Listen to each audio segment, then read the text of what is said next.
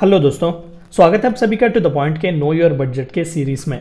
आज के इस पार्ट 5 में हम डिफरेंट टाइप्स ऑफ फंड्स और मोशंस के बारे में, ग्रांट्स के बारे में बात करेंगे। हमने ऑलरेडी 4 पार्ट्स बनाए हुए हैं जिसमें हमने बजटिंग के प्रोसेस के बारे में, इकोनॉमिक सर्वे और बजट का किस तरीके से प्रोवाइड किया जाता है, बनाया जाता है और उसे किस तरीके से प्रेजेंट और डिस्कस किया जाता है, उन सभी के बारे में हमने डिस्कस किया हुआ था।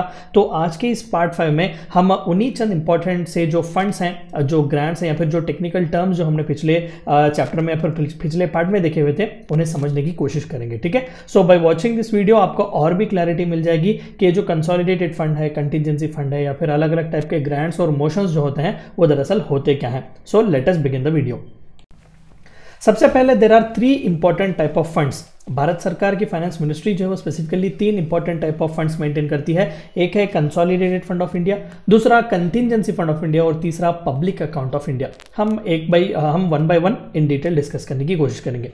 सबसे पहला सबसे इंपॉर्टेंट आता है consolidated fund of India. No doubt this is the most important of all accounts of the government. सबसे भारी भरकम पैसा भी इसी अकाउंट में ही आपको देखने को मिलेगा। So this fund is filled by, किस पैसे से इस फंड को भरा जाता है? Direct and indirect taxes, loans taken by Indian government, returning of loans or interest of loans to the government by anyone or agency that has taken it. The government meets all its expenditure from these funds. जो कुछ भी major पैसा revenue Bharat सरकार को जाता है, चाहे वो डायरेक्ट और इनडायरेक्ट टैक्सेस हो, जो बड़े बड़े लोन्स भारत सरकार ले रही है इंटरनेशनल मॉनेटरी फंड से, वर्ल्ड बैंक से, या फिर कोई बाकी के कंट्रीज ने हमें ग्रांट्स वगैरह दिए हैं, या फिर स्टेट्स को जो हमने लोन्स दिए हुए हैं उसके इंटरेस्ट आ रहे हैं, या फिर किसी एजेंसी को हमने दिया हुआ है इंटरेस्ट लोन तो उसका इंटरेस्ट वगैरह, सब कुछ पैसा इसी कंसोलिडेटेड फंड ऑफ इंडिया में आता है। So this is the fund where all the expenditures of the government is met. So the government needs parliamentary approval to withdraw from this fund. This provision for this fund is in Article 261, subsection 1 of the Constitution of India. हमने clearly already पहले ही chapter में देखा कि बिना parliament के approval ना ही आप कोई टैक्सेस लगवा सकते हैं, ना ही कि आप कोई एक्सपेंडिचर कर सकते हैं। यानी कि पैसा कमाना भी हो तब भी पार्लियामेंट का अप्रूवल, पैसा खर्च भी करना हो तब भी पार्लियामेंट का अप्रूवल बहुत ही जरूरी है। Each state can have its own consolidated fund of state within similar provisions. तो हर स्टेट का अपना अपना कंसोलिडेटेड फंड भी होता है। आंध्र प्रदेश आप ले लें, तेलंगाना ले लें, महाराष्ट्र, तो हर स्टेट का अपना कंसोलिडेटेड फंड और इंडिया का अपना कंसोलिडेटेड फंड ऑफ इंडिया होता है। So the next most important fund is contingency fund of India. So provisions for this fund is made in Article 267 subsection 1 of Constitution of India. Remember, all these articles are very much more important. It is actually a corpus fund of 500 crores. Unlike consolidated fund जिसमें जितना भी पैसा आ गया taxes से हो, loans वगैरह आप सभी उसमें उसी में जमा करते हैं, लेकिन कंटिजेंसी फंड ऐसा नहीं होता। It is actually a fund of 500 crores, 500 crore का ये कॉर्पस फंड होता है। It is actually an impressed. अगर आप में से कोई अकाउंटिंग बैकग्राउंड से आते हैं तो आप बहुत अच्छी तरीके से जानते होंगे। Imprest is actually a fund और account that is maintain for specific purpose. या फिर मैं ये कह दूं कि कंटिजेंसी फंड एक ऐसा फंड है जो अननोन एक्सपेंसेस को फेस करने के लिए रखा जाता है। मान लेते हैं कि कोई बाढ़ आई, फ्लड्स आए, इमरजेंसी की जरूरत पड़ गई भारत सरकार को पैसा लेने की, तो भारत सरकार बिना प्रायर पार्लियामेंट के approval contingency fund of India में से पैसे ले सकता है। यानी कि 500 करोड़ तक की व्यवधि भारत सरकार को दी गई है कि अगर वो इमरजेंसी जरूरत पड़े तो इसमें से पैसा ले सकते हैं। लेकिन इमीडिएटली जैसे ही पार्लियामेंट के सेशंस होंगे, बाकी का जो पैसा खर्च किया गया है वो इमीडिएटली नेक्स्ट बजट सेशन में उसमें फुलफिल करना बहुत ही जरूरी है। मान लेते हैं कि 500 करोड़ में से 10 करोड़ जो है भारत सरकार ने इमरजेंसी का यूज किया, तो 490 करोड़ अभी इसमें बच गए। तो नेक्स्ट बजट सेशन में एक और 10 करोड़ रुपए हम इसमें कंट्रीब्यूट करके अगेन 500 रुपए का कॉर्पस फंड हमेशा मेंटेन करना ही है। This is contingency fund. The Secretary of Finance Ministry holds this fund on behalf of President of India. So पूरा ब्यूरोक्रेटिक कंट्रोल ही इसमें होता है. The fund is used to meet unexpected or unforeseen expenditure. Disaster वगैरह कुछ हो, natural calamities आ जाए, emergency की जरूरत जब पड़े तो भारत सरकार इसमें से पैसा ले सकती है. Each state can have its own contingency fund under Article 267 subsection 2. तो जैसा ही प्रावधान सेंटर को दिया गया है वैसा ही प्रावधान स्टेट को भी दिया गया है. Next most important and the third last fund which is maintained by Government of India is Public Account of India. नाम से ही आप पता कर सकते हैं कि पब्लिक का पैसा कहीं ना कहीं जुड़ा हुआ है। देखिए कंटिजेंसी फंड और कंसोलिडेटेड फंड में भी पब्लिक का ही पैसा है, लेकिन वो पैसा जो है भारत सरकार के सर्विसेज के लिए दिया जाता है, लेकिन यहाँ पर पब्लिक कहीं ना कहीं इन्वेस्ट करती है, हम उसके बारे में भी पढ़ेंगे. This is constituted under article 266 subsection 2 of constitution. All other public money other than those covered under consolidated fund of India received by or in behalf of government is credited to this account. तो consolidated fund में जितना भी पैसा नहीं जा सकता वो बाकी का पूरा पैसा पब्लिक फंड ऑफ इंडिया में आता है। तो what is this fund actually made up of?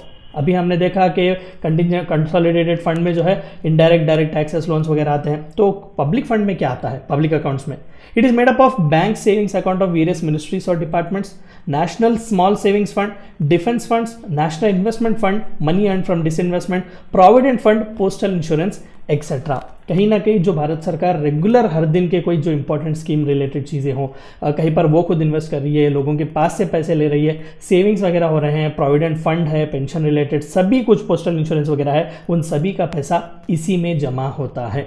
So the government does not need take permission to take advances from this accounts, क्योंकि वो उस जमाने के या फिर उस वक्त के भारत सरकार के डिसीजंस हैं कि वो इस तरीके के स्कीम्स लागू करेंगे या फिर फंड कहाँ पर लगवाएंगे, किस किस मिनिस्ट्री या डिपार्टमेंट को कहाँ कहाँ सेविंग्स करने हैं, ये सभी जो है उसी टाइम फ्रेम के भारत सरकार के हक और अधिकार है। तो इसमें से एडवांसेस लेने के लिए परमिशन लेने की जरूरत नहीं है, you can freely use that. लेकिन हाँ, controller and auditor general in सभी के अकाउंट्स मेंटेन करते हैं, तो वहां पर पता चल जाएगा कि पब्लिक अकाउंट्स में से कितना पैसा आया है, गया है, तो वहां पर पार्लियामेंट जरूर सवाल पूछ सकता है आपसे। और सिमिलरली स्टेट्स को भी ये छूट दी गई है कि वो भी अपना अपना public account of state maintain कर सके। So these are 3 most important funds.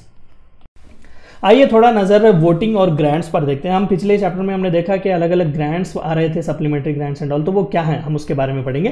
पहले there are 2 types of expenditures या फिर 2 types of voting that happens. सबसे पहला charged expenditure, non votable charges are called charged expenditures, जैसे कि जिस पर कोई भी वोटिंग नहीं हो सकती। सैलरीज हैं, सैलरी पर तो पार्लियामेंट वोट नहीं कर सकता, हर हाल में जजेस की सैलरीज देनी है, ब्यूरोक्रेट्स की सैलरीज देनी है, पेंशन्स वगैरह देने हैं, तो this is actually charged expenditure, यानी कि हर हाल में वो चार्ज किया जाता है। No voting takes place for this amount which is spent from consolidated fund of India, parliamentary approval is not needed, they are paid whether the budget is passed और not. तो हर साल ज़रूरत है ब्यूरोक्रेसी को मेंटेन करना, जो minimum खर्चे जो होते हैं वो हर हाल में आपको पे करने हैं, बजट पास हो या ना हो वो हर हाल में आपको पे करनी है कंसोलिडेटेड फंड ऑफ इंडिया से। दूसरा जो है वो वोटेबल और वोटेड एक्सपेंडिचर्स या फिर नॉन चार्जड एक्सपेंडिचर्स भी से कहा जाता है। This is the actual budget. The expenses in this budget are in form of demand for grants. Grants यानी कि क्या, हम रिक्वेस्ट कर रहे हैं कि आप हमें पैसा दो। ग्रांट मी, जब हम कहते हैं लेमेंस टर्म में कि grant me, it is actually you are asking for funds. तो यही है वो नॉन चार्जेबल एक्सपेंडिचर या फिर वोटेबल एक्सपेंडिचर जो भारत सरकार बजट के फॉर्म में पूछ रही है कि हम ये स्कीम्स लाना चाहते हैं, हम यहाँ खर्चा करना चाहते हैं, आप हमें ग्रांट्स दो, please you grant us the money. यानी कि लेजिस्लेचर से वो परमिशन मांग रही है, क्योंकि कॉन्स्टिट्यूशन में क्लियरली कहा गया है कि बिना पार्लियामेंट के अप्रूवल कुछ भी नहीं किया जा सकता। So regarding this there are different type of grants. So demands for grants यानी कि डिमांड कर रहे हैं हम ग्रांट्स के वास्ते, are presented to Lok Sabha along with annual financial statements, यानी कि जो अकाउंट्स मेंटेन किए जाते हैं, एनुअल फाइनेंशियल स्टेटमेंट, बजट जिसे हम कहते हैं, आने वाले ईयर के लिए जो कुछ भी खर्चे हैं, जो कुछ भी इनकम आएगा वो। Generally 1 demand for grant is presented for each ministry और डिपार्टमेंट। तो हर अलग अलग मंत्रालय के लिए, हर अलग अलग डिपार्टमेंट के लिए एक जनरल ग्रांट किया जाता है, रिक्वेस्ट की जाती है कि आप हमें अमाउंट अप्रूव करें। So further you find few different type of grants also, that is supplementary grants. कब होते हैं? When the sum approved by the parliament via appropriation act for a certain service for the current financial year is found to be inadequate. 100 मान लेते हैं कि 100 रुपए grant पूछे गए हैं, ठीक है, मान लेते हैं कि ministry of women and child development ने 100 रुपए पूछे हुए हैं, लेकिन लेजिस्लेचर को, पार्लियामेंट को लगता है कि ये थोड़ा बहुत कम है, तो वो 10 रुपए एक्स्ट्रा ऐड कर देंगे, पूरा 110 रुपए हो जाएगा। तो 10 रुपए is supplementary grant. Additional grants क्या होते हैं? These are grants which when a need has emerged for the duration of present financial year for addition expenditure for certain new services not considered in the budget for that year. 100 रुपए मांगे गए थे ministry of women and child development वालों ने, और खुद ministry of women and child development वाले ही extra 10 रुपए मांग रहे हैं कि हमें एडिशनली भी एक ग्रांट दो, ताकि अनफोर्सीन कोई चीज़, नई जो सर्विस हम लॉन्च करने की सोच रहे हैं वो हम कर सकें। यानी कि एडिशनली खुद मंत्रालय पूछ रहा है एडिशनल ग्रांट। एक्सेस ग्रांट्स क्या होता है? When cash spent on any provision in a financial year exceeds the amount granted for the service in that budget. हमने सिर्फ 100 रुपए दिए थे ministry of women and child development को, लेकिन तुम लोगों ने 110 रुपए खर्च किए। अब क्या कर सकते हैं? उस 10 रुपए का खर्चा जो किया हुआ है वो तो अभी तो भरपाई करनी पड़ेगी, तो 10 रुपए का एक्सेस ग्रांट आप हमें दे दीजिएगा। So this is how the system of grants works. So these are the 3 important and different type of grants, that is supplementary, additional and excess grants. Further, there is an important term which is called as vote of credit. Vote of credit क्या होता है? It is granted for meeting N unexpected demand upon the resource of India when on account of magnitude of indefinite character of service the demand cannot be stated with details ordinarily given in budget, hence it is like a blank check given to the executive by the Lok Sabha। यानी कि बस ये कहा जा रहा है कि हमारे पास ज़रूरत है पैसे की, ठीक है, एक्सेप्शनली कुछ ज़रूरत पड़ गई है हमें, एक बहुत ही एक ऐसा मैग्नीट्यूड आ चुका है जिसके बारे में बहुत ही रिसोर्सेस की ज़रूरत पड़ेगी, तो आप हमें जो है वो ग्रांट दे दीजिएगा। So hence it is like blank cheque देने जैसा है, यू नो, ब्लैंक चेक जब लोकसभा जो एग्जीक्यूटिव के हाथ में दे देती है कि हमें कोई भी स्पेसिफिक आइडिया नहीं है कि कितना खर्चा हमें उस पर होगा, तो वहाँ पर आप वोट ऑफ क्रेडिट दे सकते हैं। यानी कि पहले तुम खर्चा कर लो, ये बहुत ही इंपॉर्टेंट है हमारे लिए, बाद में इसके बारे में बात किया जाएगा। And then comes the exceptional grant. It is granted for special purpose and forms no part of current services of any financial year. Covid based example है, एक्सेप्शनल ही तो था। 2020 में किसी ने नहीं सोचा कि लॉकडाउन पड़ेगा, इतनी बुरी हमारी हालत हो जाएगी 2021 में, तो this is where exceptional grants can be given. And then comes token grant. It is granted when funds to meet proposed expenditure on new services can be made available by reappropriation। यानी कि एक fund से दूसरे fund को जब move करने के लिए पैसा पूछा जाता है, यानी कि भाई यहाँ पर हमने मान लेते हैं कि वैक्सीनेशन पूरा हो चुका है, वहाँ पर जो फंड रखा हुआ था वहाँ चंद पैसे बचे हुए हैं, तो वो पैसों को जो है आप ट्रांसफर करके टीनेजर को जो वैक्सीनेशन हम दिलवा रहे हैं वहाँ पर आप ट्रांसफर कर दे, तो यहाँ पर रीअप्रोप्रिएशन हो रहा है। तो यहाँ पर तो कोई भी खर्चा नहीं होगा, बस फंड चेंज किया जाएगा, तो in that concern token grant दिया जाता है जो ₹1 का होता है, ठीक है। तो पार्लियामेंट उसे पास करता है as a matter of approval कि हाँ आप रीअप्रोप्रिएशन कर सकते हैं। So this is called as token grant.